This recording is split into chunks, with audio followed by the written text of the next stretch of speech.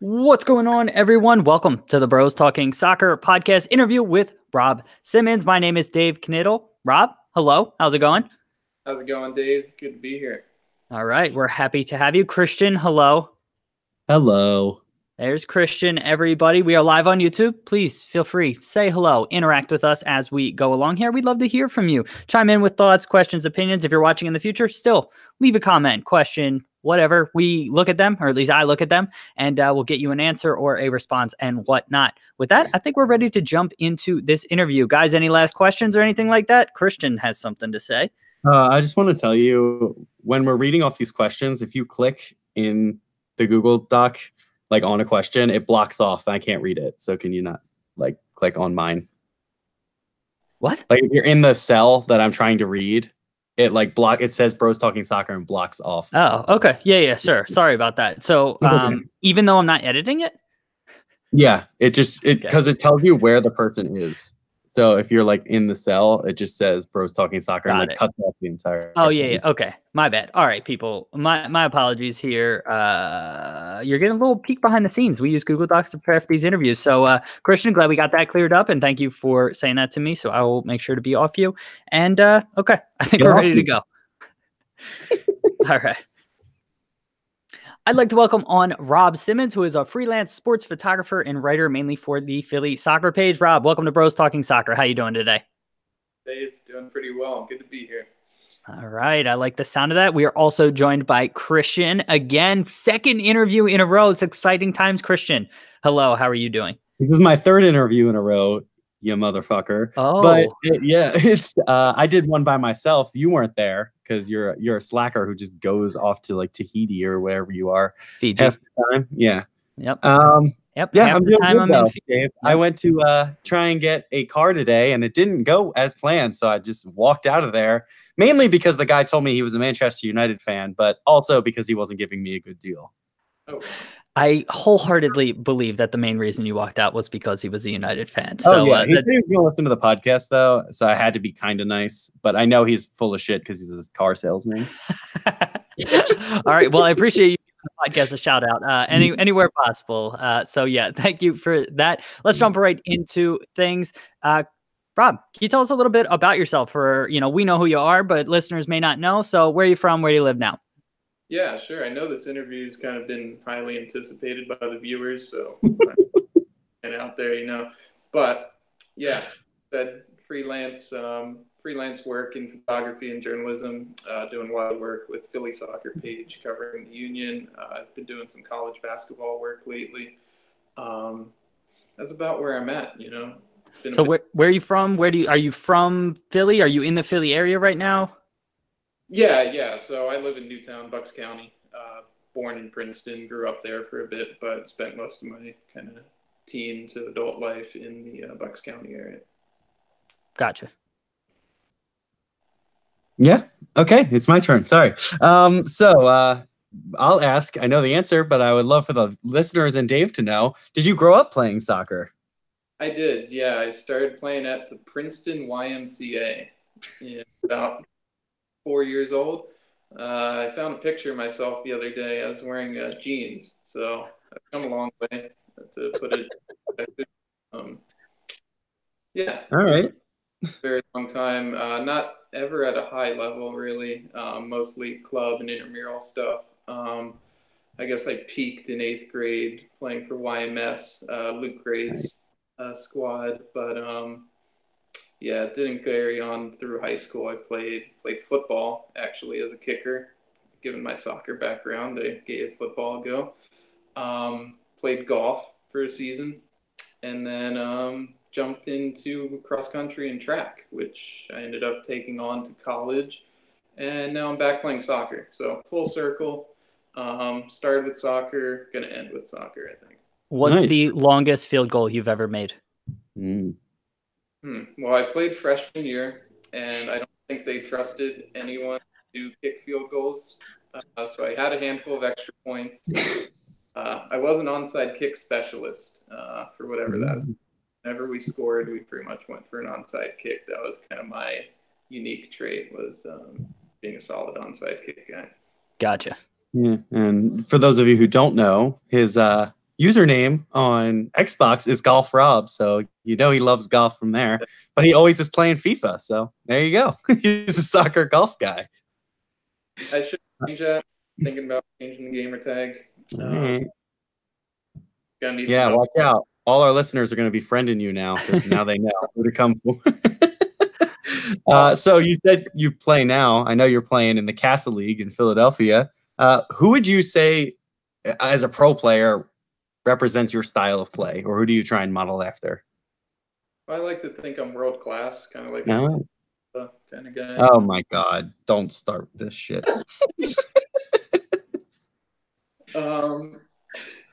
If I had to pick, oh man, I wish I could say I was like a Joshua Kimmich kind of guy, but I'm Yeah. not that good. So in my head, I'm playing like him, but I'm not actually him. So kind of like a Bolt, a lot of pace, no actual touch. Tired after like 4 months of playing pro soccer. So that sounds like that would be my career path if I went pro, kind of 4 months, and then everyone kind of realizes you're not that good, so you retire. Kind of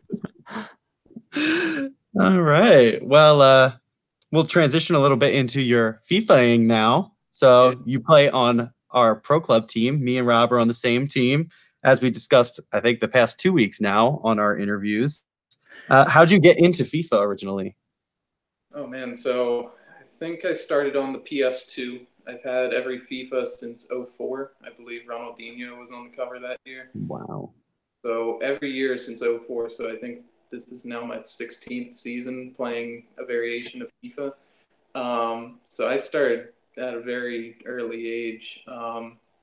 What got me into it? I don't know, because I knew nothing about pro soccer when I was like 8 years old and getting into the FIFA games. I think, well, so that being said, I think FIFA actually kind of got me into pro soccer as opposed to the other way around, kind of like Christian Sandler. I think he started playing FIFA, picked a pro team to follow, and then Bad one. Yeah, the short straw with that, but we'll leave that out. Yeah, so been playing for a long time, and what got me into it? Don't really have an answer, but I guess I was getting into video games and I like soccer, so I picked up a copy and kind of the rest followed.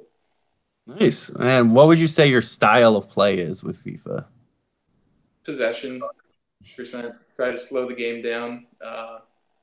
Kind of my motto is best defense is a good offense. Just keep the ball away from the opposition and make it hard for them to score and actually put together attacks.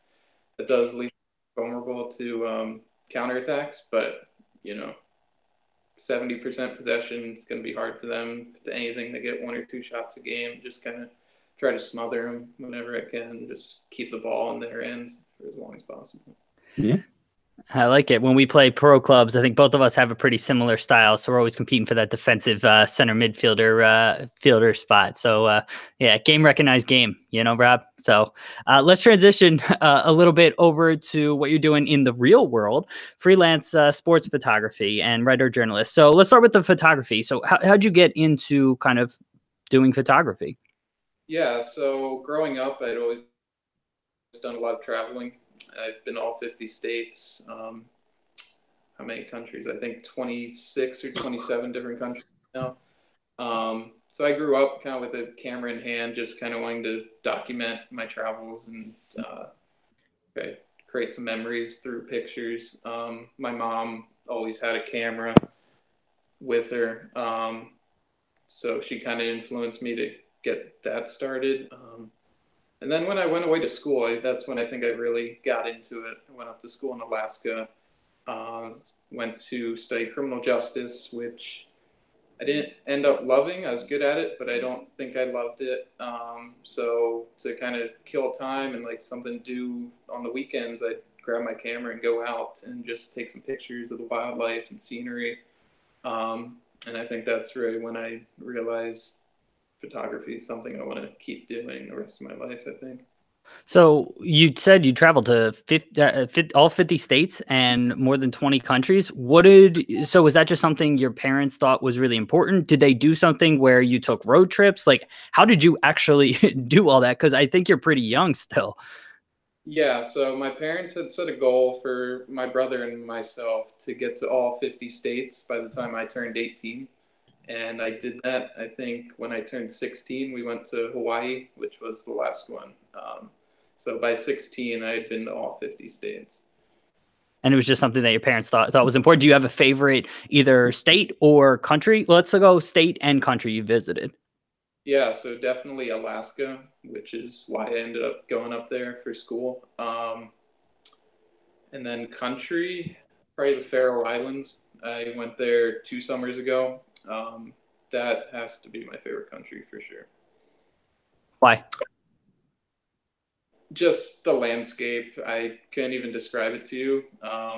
Really, the only thing to do it any justice is to look at pictures, which again is something I really like, is that you can kind of capture moments and kind of display things that maybe most people would never get to see. So the Faroe Islands, yeah, it's like mountains in the middle of the ocean. Like that's the only way you can describe it with words. Just picture a chain of mountains in the middle of the ocean, and that's kind of what it looks like.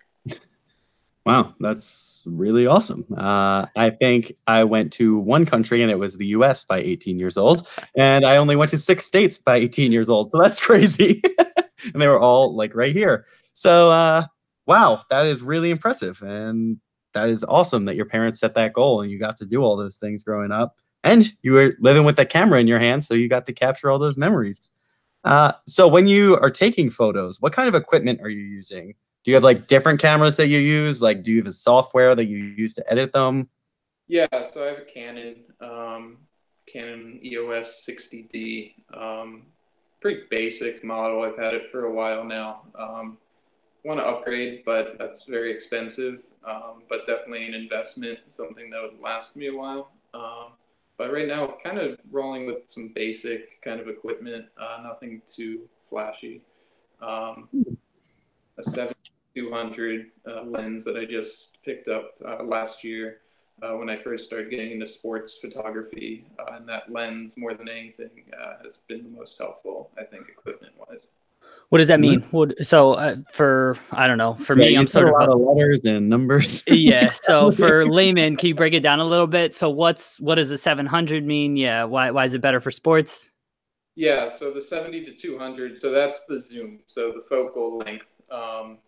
So the standard lens that comes on a basic camera is 35, doesn't have the biggest zoom.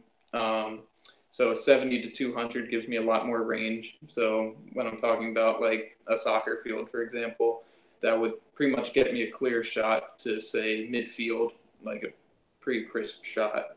Is it feet? Does it like correlate to feet? Like, so like 35 might be like within 35 feet, the image might be in focus, or no? Does it not correlate to anything? The numbers? No, it's quite literally the actual like length of the lens itself. Got it. Okay. So they're like millimeters or whatever? Yeah. Okay. So 100 millimeters. Right. Nice. All right. So I guess talking about the photos you've gotten to shoot, what is your favorite game that you were able to get photos of? Oh, wow. Man, that's a really tough one. Probably last year, playoffs, Eastern Conference semifinal. No. Which one was it? Yes, semifinals. Sorry.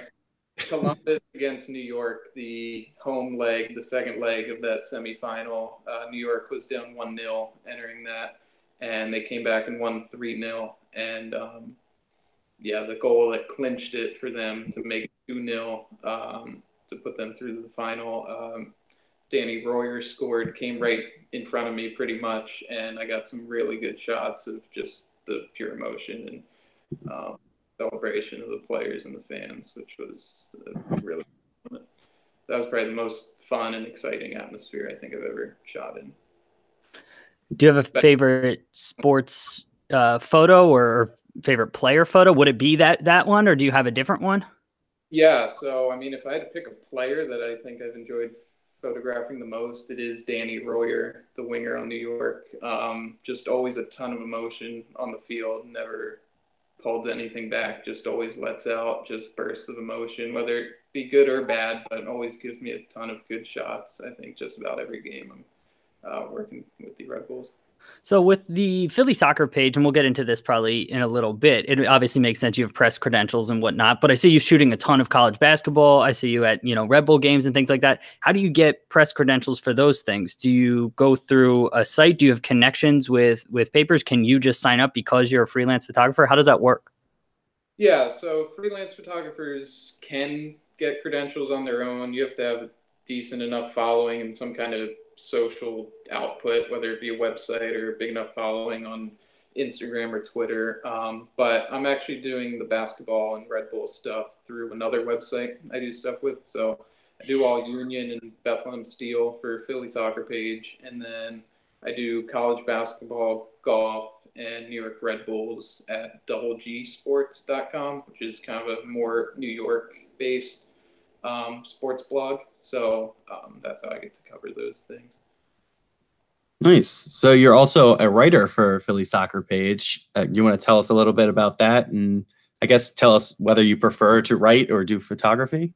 Yeah, so starting at PSP about a year and a half ago, I started as a photographer, just sent Dan, the founder, an email saying, do you need any extra photographers? And he said, yeah, we can use someone on the Bethlehem Steel games, because they already had a pretty solid core of union photographers.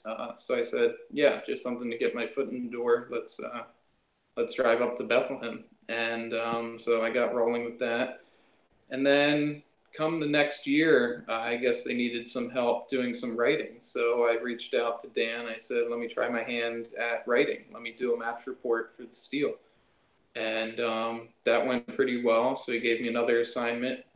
Went pretty well again. And then next thing you know, I'm doing pretty much the whole year covering the Steel. And then now I'm doing some union match reports and columns as well. So just kind of took my chance and said, let me try my turn at writing, and I guess ended up doing pretty well. Yeah, that's awesome to hear. So you kind of talked about your experience with Philly Soccer Page already, but so why'd you reach out to Philly Soccer Page versus other websites? I know the Brotherly Game is one through SB Nation, and there's all kinds of different websites, or even doing it yourself. Why'd you decide to go with Philly Soccer Page? Yeah, so Christian Sandler, our friend, frequent of the podcast, he's at Philly Soccer Page, of course. I just kind of followed him. He started mentioning that he was going to start doing some writing at PSP, and I said, "Hey, let me reach out and see if they need a photographer. Let me see if I can get going with that." And yeah, so I just from his word of mouth, just kind of followed that track, and here we are. No, Dave, I thought you had another question there. Nope. No. Okay. Sorry. Do you have any goals of getting into sports photography or journalism, like for a full-time job, or are you just happy with it being more of a hobby and do as you want to right now? No, I definitely see myself wanting to get deeper into it and kind of make a full-time thing out of it. Right now, a lot of what I'm doing is just kind of volunteer stuff, like PSP. We're all volunteers, but just anything to kind of get my foot in the door and try to elevate myself to that next step, whatever that might be. Whether it be having to go back to school and get a degree in journalism or photography or what it might be, I'm not sure. But yeah, just anything to give myself as much exposure as possible, I think is kind of what I'm going for. So doing as many events as possible, making as many posts on Instagram as possible, just trying to put my name out there to as many people as possible, someone that maybe will give me a shot for that next step. Would you move? Like, are you open? Are you just like wide open? Like anyone who's going to give you an opportunity? Do you have restrictions on what sport it would be in? Do you have restrictions on, do you want to stay in the Northeast, or are you just like wide open? I'll take whatever opportunity I can get. Yeah, well, the Northeast is just, I mean, it's the epicenter for kind of so many things. There's so many sports teams and media outlets. So it is a good spot for right now, just to kind of try to do as much as I can, like I said. But I'm definitely not opposed to moving and kind of maybe making a different path out of it, especially given my kind of traveling background. I definitely don't mind moving around too much.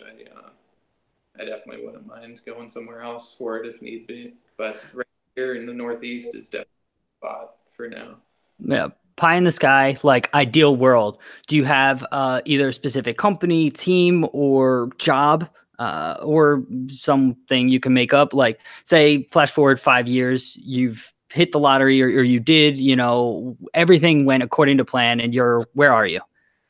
Yeah, so doing college basketball, and I even did some college football earlier this year. I definitely could see myself working at a university as maybe director of photography or something eventually one day. I think that would be a really cool job to have. I really like college sports, I think. So yeah, maybe moving down south to the Carolinas or Virginia or somewhere where college sports is really big. I think that would be a really cool route. Just because photographing college sports, there's such a variety of sport. I mean, there's every sport you could think of in college, university would have, whether it be tennis, soccer, football, basketball. So a lot of opportunity there. Plus, I just kind of like the college sport atmosphere.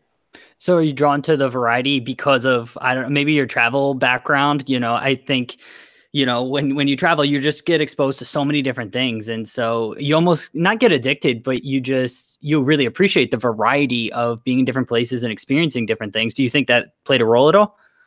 Yeah, for sure. I mean, it's kind of like my role at CDM in pro clubs, just someone that can do both. So just always like a variety. I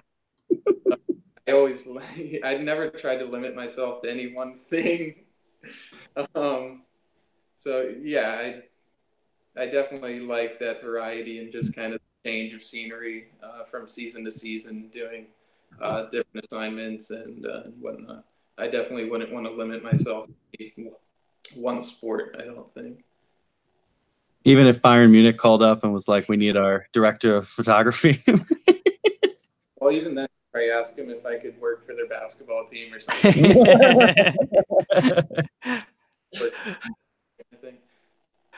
But yes, that would be a dream to Yeah. get called by a big European something. Yeah, I'd take that, I think. Nice. So I guess we'll talk about your fandom then. So do you want to tell us about the teams that you support? I know Byron I just mentioned, but tell us about the other ones. Yeah, so Bayern Munich and New York Red Bulls. Those are my two clubs. But kind of again, for the sake of variety, I like to kind of throw in some of those kind of other teams. I wouldn't call myself a fan of, but I like to see do well and root for. Most of the teams I root for have something to do with my heritage. So Bayern Munich, I can trace my lineage back to Munich when my great grandparents came over here in like 1913 or something, a very long time ago. So they weren't fans of the club. In fact, Bayern was only like 5 years old at the time. So, yeah, there's nothing there. It's not like I'm coming from a kind of a history of Bayern Munich fans or anything. It's just kind of doing a research project in elementary school, kind of tracing my heritage, and I saw Bayern and or Munich, and I was like, oh, big soccer team there. Let me choose them to follow. Of course, they happen to be one of the world's best, and I've gotten lucky seeing a lot of championships and Champions League wins. But yeah, and then New York Red Bull. So when I was getting into soccer, pro soccer is kind of like 08, 09. So Union, they weren't a team yet. And growing up in Central Jersey, always chose to root for kind of the New York area teams. So the Metro Stars and then the Red Bulls were born. So just kind of naturally chose them by default. There was no other option. NYCFC wasn't there. And if they were, I don't think I'd ever choose them anyhow. no Union, like I said. So Red Bulls just kind of fell into my lap. And then lastly would be Celtic in Scotland. I'm Irish, so naturally, most Irish guys are going for Celtic, and just a really cool club with a ton of history that I just like seeing do well for no other reason than the fact that I'm Irish, I think. Is there any sort of weird dynamic with you being a Red Bulls fan, but writing for the Philly soccer page and covering the Union? Yeah, I think it's actually kind of helped me in the sense that I'm able to have like an outside perspective, not a fan's view, I guess. So able to be a little more objective about my writing, I think. Although I always find myself being rather cynical about the club. I don't know why I can't help it. I think I feel like everybody. I feel like a lot of people are. Yeah, that site just a lot of times just sort of breeds that, especially after 10 years of just being frustrated as fans. So you can understand that. And I think so. I've never hated the Union just because I don't see them as one of New York's biggest rivals. It's always been DC, and then now I think NYCFC, and then the Union third. No, Yeah, no, I think that's fair. Christian's shaking his head because it's different. I mean, we experienced the Yeah, it same is thing. different, but I would say they're our number one rival. Like for me. Probably. Yeah, it's a similar situation to Penn State with Ohio State. Whoa, You whoa, know, whoa. Ohio We need to bring State's that in right now. We don't need to talk about that. yeah, Ohio State's main rival is always going to be Michigan. Same way New York Red Bulls rival is most likely always going to be DC, but the next closest one is going to be New York City FC. And so the Union is sort of stuck in this weird place where they don't have kind of a natural rival. so through that, I think I've found myself not rooting for the Union, but not rooting against them. I suppose. I mean, to make my job a little easier, I'd like to see some success and maybe go deeper into the playoffs to give me some more writing You mean time. past the first round? Yeah, so the 1 year I was writing for them, they did make the playoffs, so you're welcome. Oh, thanks. Thank Yeah, you. that was, yeah. Also, Bethlehem's got their first ever win, so in the playoffs. So yeah, you're welcome to. Wow. That's 100% credit to you. So thank you for that. So how are you feeling about Bayern and the Red Bulls season so far? Bayern, a lot of up and down. Definitely down to begin the season, falling 9 points behind Dortmund right before the winter break, and then I think 7 at winter break, and then making up that difference relatively quickly in about 2 months. And then, yeah, so I get my hopes up. I'm thinking they're hot, looking good for Champions League against Liverpool. Decent result away at Anfield, 0-0. And then I think Christian knows what happens next. So not the best way to end that Champions League run. First time getting knocked out in the sixth in a while, I think. Oops, sorry. Oh, we lost Rob a little bit there, but you say that last sentence. first time getting knocked out. What did you say?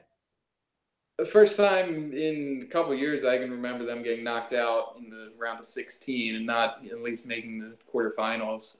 So definitely disappointing season from that perspective because from a club's view, their goal is always to make Champions League finals and to win, being that large of a club. So definitely disappointing in that sense, but hopefully they can at least salvage the Bundesliga season and close that out and pick up their 6th consecutive. Probably, yeah. And what about the Red Bulls season? How are you feeling about their season so far? Yeah, again, up and down to start. So advanced in the CONCACAF Champions League, only to get knocked out by Santos. Go down 2-0 in the first leg, make that up really quickly in the first half in the away leg to make that all square at 2. And then they utterly blow it with 4 goals conceded in the second half. Not just the second half, but the last 25 minutes, complete meltdown there. And then losing Tyler Adams and some other key players to injuries, making it really tough, I think. Adams is just a really difficult role to fill. And I think I really struggle this year trying to fill that void, which he did really well. Just one of those box-to-box guys that just so much energy. It's almost really hard to find someone like that. There's good midfielders, but trying to find a midfielder with his kind of energy is really tough, I think. Yeah, so losing him to transfer and then dealing with some other injuries. Yeah, it's really tough to replace. I mean, Red Bull has had success moving players through their system, whether it's Miazga, moving players on and replacing them. But he's somebody who I think was really special and somebody who's going to be, tough to replace. So I think you hit the nail on the head there. Rob, is there anything we didn't ask, then we didn't talk about before Christian asks our final question here? Oh, man. No, I don't think so. I think we're going pretty well. Okay, one thing I wanted to follow up on, you said you went to Alaska, like college in Alaska. Did you gloss over that? Did I miss that? So can I get the backstory on that? Yeah, so again, went to Alaska for the first time in 2010, I think. So going into my freshman year of high school, so not even thinking about college at that point, just going on a vacation with the family over the summer. I think at some point during that trip, I determined I wanted to live there at some point. And not very sure how or in what way, but I just at some point in my life wanted to live up there. That's how much I liked it. And then when college selections started to come around and I was looking at schools, getting recruited by some schools to run track and cross country, Alaska was one of them that I had reached out to, and the coach was interested. So they flew me up there, did a tour of the campus, and really liked what they had to offer. And I guess everything just kind of worked out in that regard. Got to run and go to school in the place I wanted to live the most, I think, growing up. Yeah. How did you run cross country in Alaska? Like, what is the season? When were you outside? Like, are you able to run outside? Like, my knowledge of Alaska geography and weather, I don't know. So, like, is it just fairly normal, just a little bit colder, or, how did you have to deal with all that? Yeah, so Anchorage is a lot more mild than the interior, like Fairbanks being right on the ocean. So able to keep temperatures fairly consistent in the winter between 20 and 30, I guess. I don't think it got into the negatives all the time I was there. So running wasn't too difficult because running here in high school, we had plenty of days where it was below freezing at practice. So it wasn't really anything new. Plus, growing up doing winter sports like skiing and whatnot, kind of enjoyed the cold anyway. I'd rather run in the cold than the heat, for sure. Oh yeah, I'm in 100% agreement with you on that one. Christian, do you want to wrap us up here? Yeah, sure. So, Rob, as we ask everybody, what is the thing you're most excited about in soccer today? Oh my gosh. Well, or the future. It doesn't have to be today. Yeah. I think the thing I'm looking forward to most for this upcoming year is the MLS playoff race. I'm not sure there's any one team that I can pinpoint as being a favorite. Obviously, Atlanta has shown themselves as being vulnerable a little bit now. Sporting KC looks very good. Seattle looks good. But LAFC. Yeah. What's that? LAFC, I think, looks really good too. Yeah. Good. They're all in the West. Keep them over there. Last goals in Atlanta were 1-2, not just in the East, but the whole league. And now they've both kind of shown themselves as being vulnerable, having given up probably their best player to transfer a piece. So it's going to be interesting to see kind of who can finish on top. And right now, I'm not very sure who I could pick out. I guess, like we said, either LA. It's not going to be the Union as much as I want it to be. I want to make sure I heard that correctly. No, I don't think so. Although good against Columbus, so you gotta start somewhere, you know. The one time I don't go to the fucking game is great. Yeah, but Rob, so thank you so much for being here. This was a fascinating interview. I loved kind of learning more about you. Loved learning more about what you got going on. Can you tell people where to find you online? Yeah, so you can check me out at Rob Simmons _ on the Instagram, Rob Simmons 31 on the Twitter sphere. Or check out Philly Soccer Page's Instagram. That's run by myself and our social media guy, Jim. So check that out at Philly Soccer Page on Instagram. You can see more of my pictures and some of the other PSP guys' photos on there as well. Yep, and we have all of that linked in the podcast description and podcast show notes and video description. I always get those two words mixed up. So everybody go make sure to follow and check out all of Rob's stuff. Rob, thanks again. Yeah, thanks for having me, guys. Christian, thank you. David, my pleasure. All right, everybody. Listeners, thank you for being here. Viewers who have tuned in, thank you for checking out our video. And we will be back on Sunday with another podcast. See you, everybody.